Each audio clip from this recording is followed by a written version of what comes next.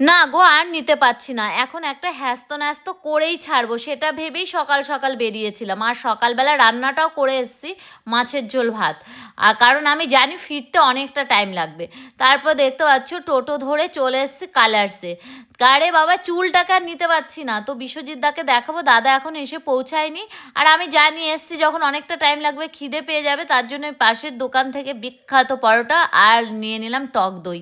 তারপরে খেয়ে চলে এসেছি। দাদা তো চুল দেখে কি যে অবস্থা করেছে, ও কতদিন আসুনি বলো তো। আমি বললাম কি বলবো দাদা, একদম সময় হয় না।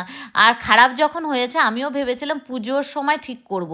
তারপর এই যে চুলে ওয়াশ শুরু হয়ে গেল। প্রথমে ভেবেছিলাম ন্যানোপ্লাস্টে করব, কিন্তু আমার চুলের সেই স্ট্রেটনিং লুকটা কিন্তু ততটা হয়তো পাবো না।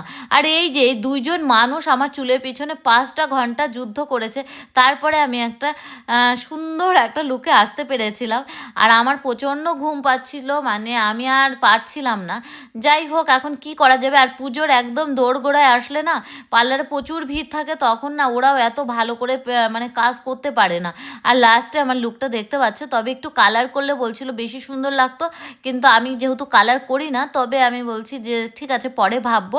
আর আমার আর একটা ট্রিটমেন্ট নিতে হবে, ন্যানোপ্লাস্টে করতে হবে, নাহলে সুন্দর লুকসটা পাবো না, সেটা পরে। আর টাকাগুলো দেওয়ার সময় সত্যি গা কচকচ করে, কিন্তু করার নেই। এই 6টা বছর ধরে এই হয়, যখনই পার্লারে আসি গাদা গাদা টাকা দিতেই হয়। তবে আর একদিন আসবো ক্রিম আর হলো শ্যাম্পু वगैरह নিতে।